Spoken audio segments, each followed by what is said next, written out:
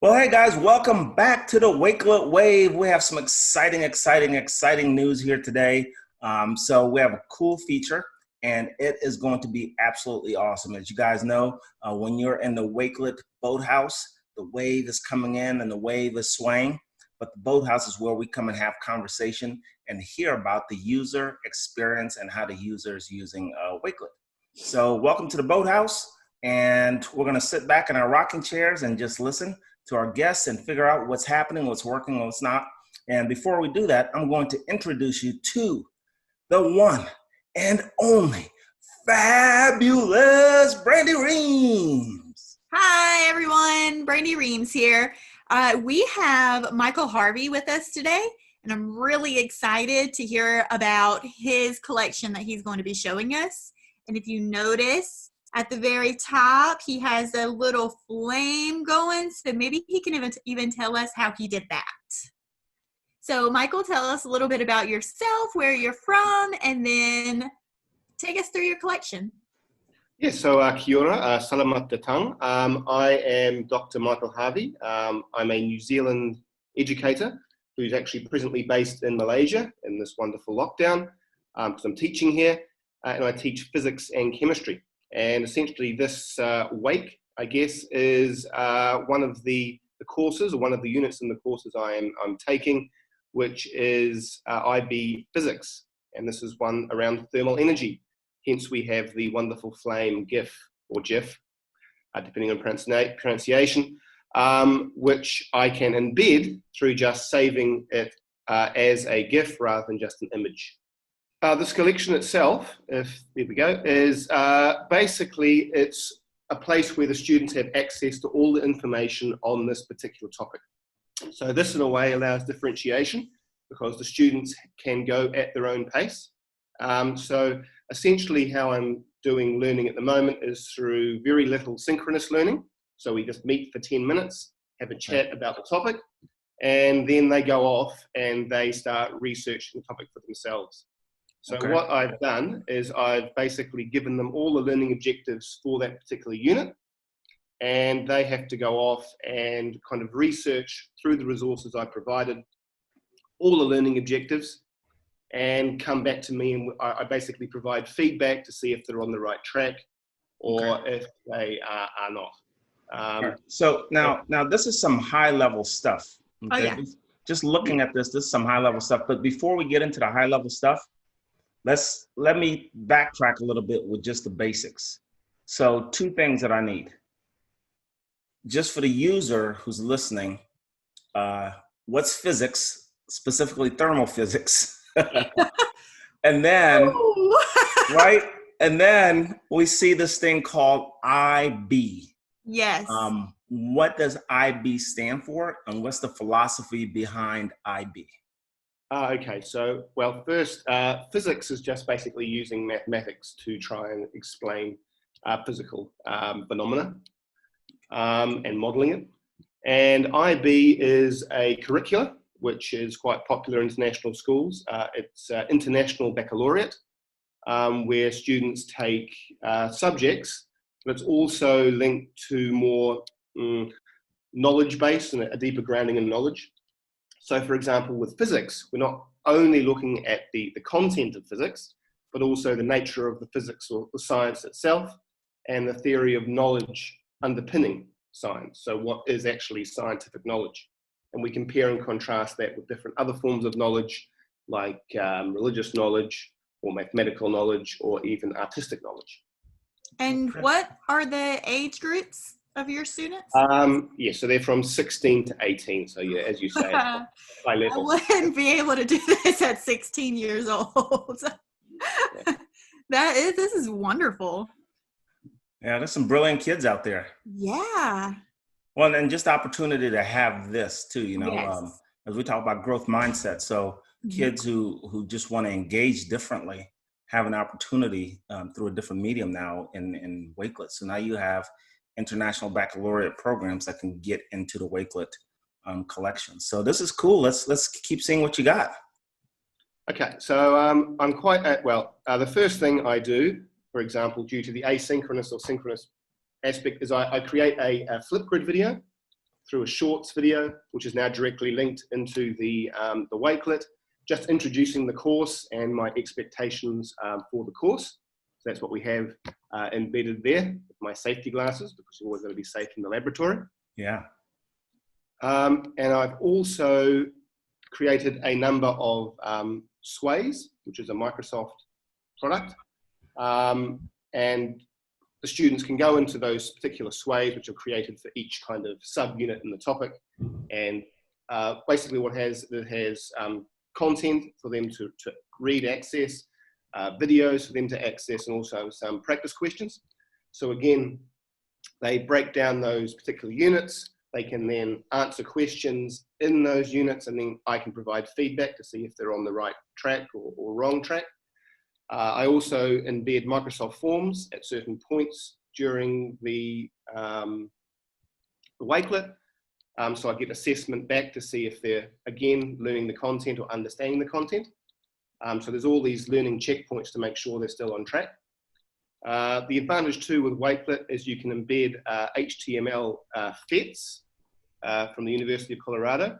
So the FETs are basically digital experiments, which the students can actually practice on, which at the moment is quite useful because they don't have access to a laboratory. So this allows them to actually work on experiments online. And so there are all these labs out there, and you just take the HTML and then you just fit it into the Wakelet? Exactly, yeah. Oh, that's amazing. So now basically you have your entire lab set up without the equipment, but it's all digitized. Yeah. And you can do it from anywhere in the world. You just come into your Wakelet and there it is. That's right, yeah. Oh, that's excellent. Yeah, it's really cool. And then the final thing I really do have is quite a number of videos. I do have my own YouTube channel, but I decided that this guy knows a lot more. He's a great Canadian physics teacher who's working in Dubai, so I think he's actually better at explaining it than I am. So I've created, just embedded a number of YouTube videos which kind of reinforce what's being said in this ways. Yeah. Oh, wow. So you have like all of your Microsoft, basically your Microsoft suite that you're using between the forums, the Sway, Flipgrid. So you have all of these tools in there, and you're kind of just app smashing them all together to make it work for you. Exactly. Yeah, that's basically the gist of it. So this is the entire unit, which again, the advantage is that they can work at it through their own pace. And I'm still there providing feedback through either their responses on Microsoft Forms or through Flipgrid. And let me guess, you probably do Microsoft Teams video as well, right? I do, yeah, a bit of streaming as well. Yeah.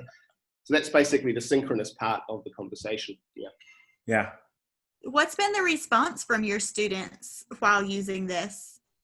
Well, the advantage for my students is they have all the information in one place, and it's nicely curated for them, rather than having it all over the place on an LMS or anything. So they just know exactly where to go. And also it allows those more able students, I'd say about half the, unless they're watching, but anyway, about half the class are quite able mathematically. So they can basically smash through the unit and then go further on.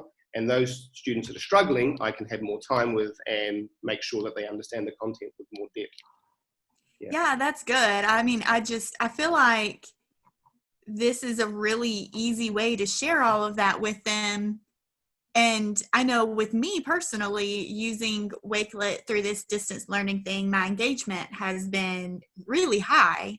And so have you experienced the same thing? Do you have full engagement still? Yeah, well, the advantage is that they've been timetabled certain lessons, so they do capture the engagement. But the more able students are really just pushing on with it, because they're quite passionate about it. And those who are slightly less able, they can then go back and not necessarily use this Wakelet, but also go back to the textbook, which is the underpinning anyway. But I can also see that they're using the videos because they're asking questions based on what the videos actually had. So it's just different ways to present information.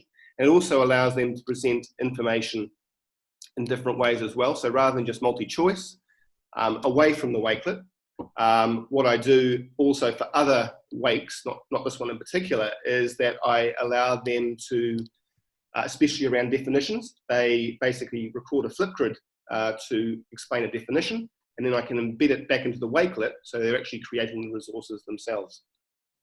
Yeah. Oh, that's amazing. Yeah, I like the way that you're mixing things in, so it's not just one format all the time. So now you have like multiple ways of explaining the information, and you're giving the students, multiple ways to explain it as well. And now you have kids who are, once they leave the IB program, they're going on to university or to work or, into their career or whatever pathway they decide that they want to go to.